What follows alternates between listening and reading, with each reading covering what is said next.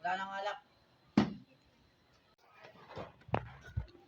Pa, ayaw na magtuutang ni Aling Bebang. Marami na daw tayong utang. Wala akong pakinasa na yung alak. Asan na yung alak? Pa, tama na. Ano ba? Good morning, ma'am. Mr. Belinda, hinihintay ko mas. Louder. Dami kasi problema sa bahay, ma'am. Louder.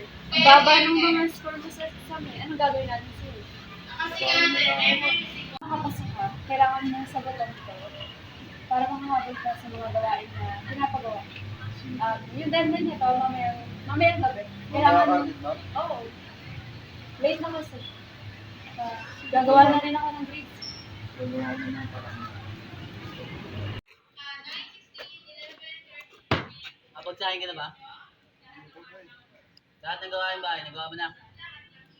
May ginagawa ko pa, kailangan ko matapos to. Ano ba yung ginagawa mo na yan? Tigil mo yan. Ba? Tigil mo yan.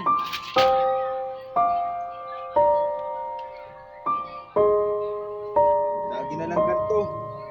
Mapagod na ako. Ayoko na.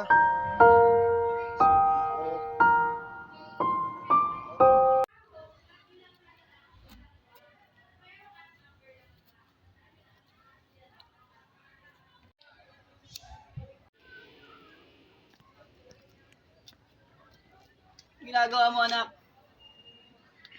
Ano to? Wala ka na dun pa. Masama to ah. Pabayaan mo ako. Masama itong batong ginagawa mo, anak. Guguluhan na ako pa. Paano naguguluhan? Ayoko na.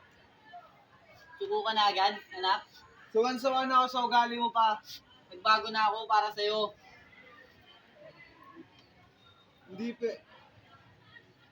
Anak, Hindi ako naniniwala. anak. Naniniwala pa.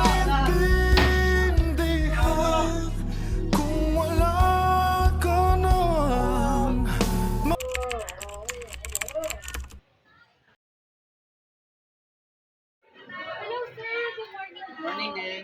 Baka gusto niyo po pumunta sa church namin, may gaganapin po kasing disciple para po sa mga taong gusto magbago. Baka gusto niyo lang. Eh sige po, pupunta po kami ng anak ko. Ay, yan po. Sige. Thank you po. Bali, ano ko po kayo na abangan ko po kayo. Maraming salamat po. Thank you Thank po. you rin po.